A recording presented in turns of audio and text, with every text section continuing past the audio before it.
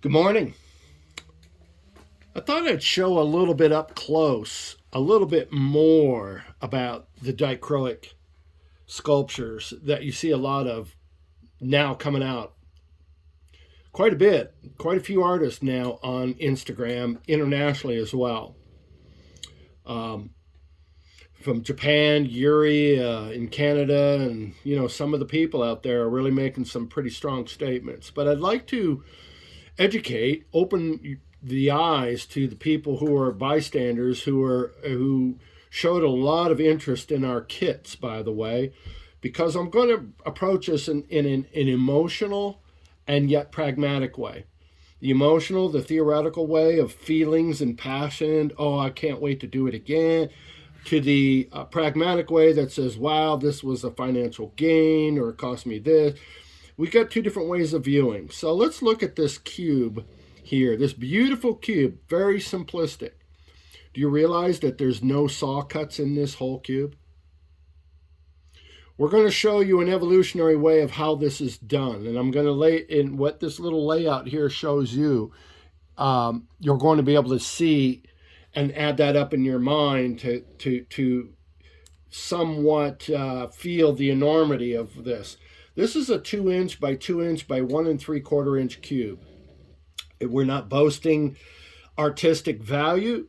I am boasting mechanical aptitudes. I don't care about starting out with artistic. It's a grade A, B, C, D. It doesn't much matter. We teach mechanics. How you view it at the end is how you view it, your perception. But it is very important to me to articulate, to bring across to the viewer that this is about mechanical workmanship. If you do it a particular way, if you practice like this, if you cook like that, if your gymnastics start out with breathing and stretching, then your results will be better. Your odds will parlay in your favor. So in this 2-inch, pretty much 2-inch cube, you'd be shocked in how much of it is actually dichroic glass and the rest is glass. And the reason I bring this up is, oh wow, you just got to see this picture from above. It's just fantastic. Let's see when it goes in there. So while I'm talking, maybe it'll go into this mode. The thing that I want to approach it about it is that a lot of people would think that it takes a lot of dichroic to make such a sculpture. Well, we've got it laid out in the kit to where actually you're going to get to make two of them much like this. Same color code, the whole thing. And in this larger piece, you got 10 pieces of dichroic glass. I could even tell you the size. So here we go.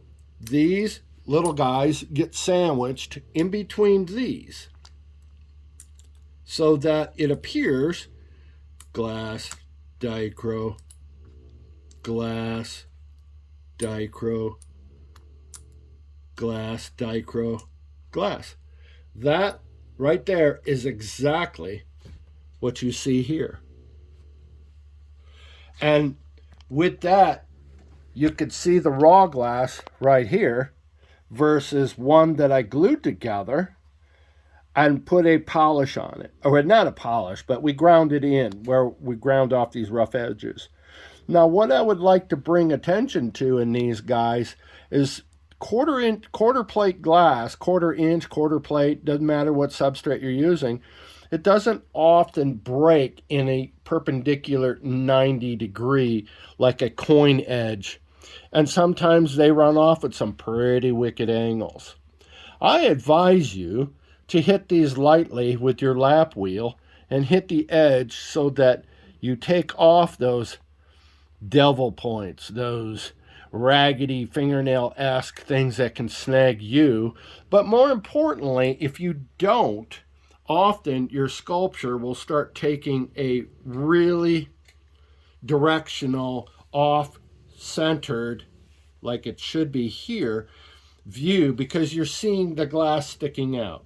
That might sound kind of complicated, but it'll be absolutely identified in the step-by-step process in the lesson plan. We won't have this rough video that we're working on right here to try to portray the thought. It will be exact. From here, glued up, I took and I ground it off only up to a certain state of 325.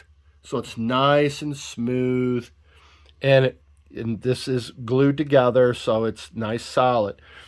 Well, with these smaller little pieces that I tell you that are in this little brick right here, we have this times 2. This one here on the right is one that's been polished up.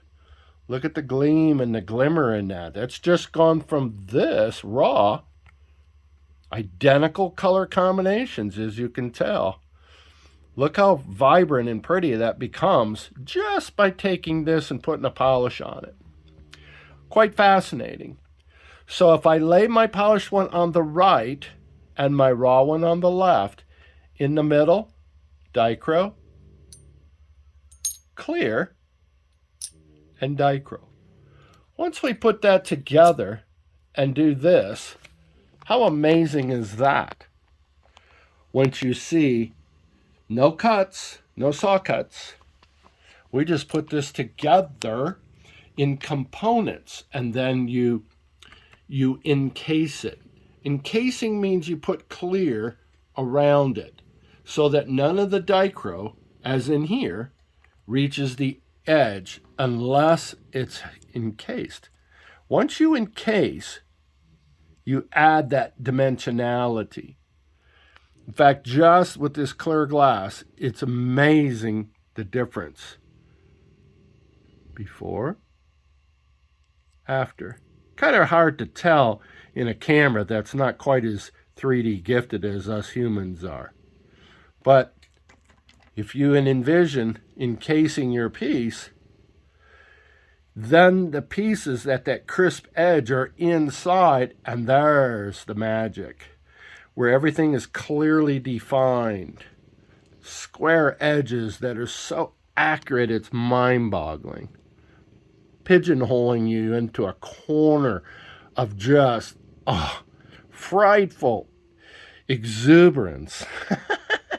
My adjectives of just the accuracy is so overwhelming. There's no other craft skill set I've ever been involved in that has an outcome that you could actually measure by the thousandths.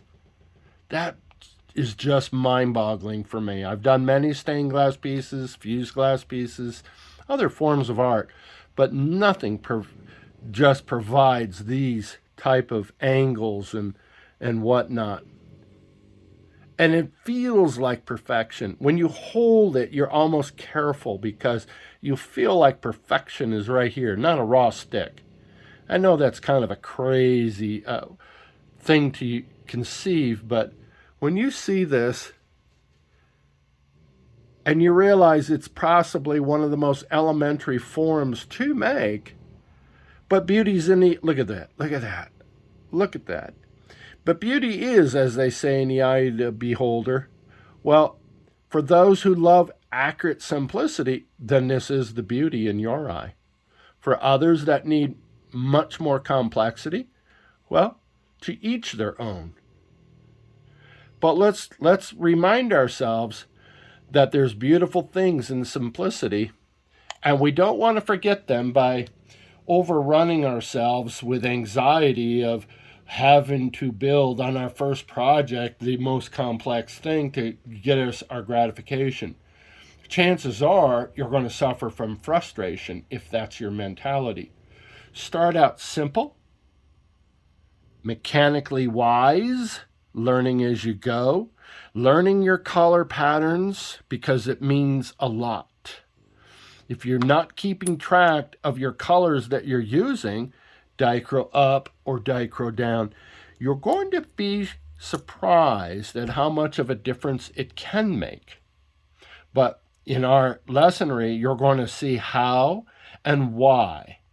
So we will be getting involved in little attributes that are seldom spoken of, let alone, as many have found out, there's virtually little news or groups or websites to really hone a person in on the skill sets and the etiquette of the glass and whatnot to actually even get into this.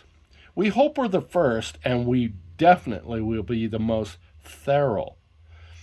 Accuracy is important to me, and I advocate that to others.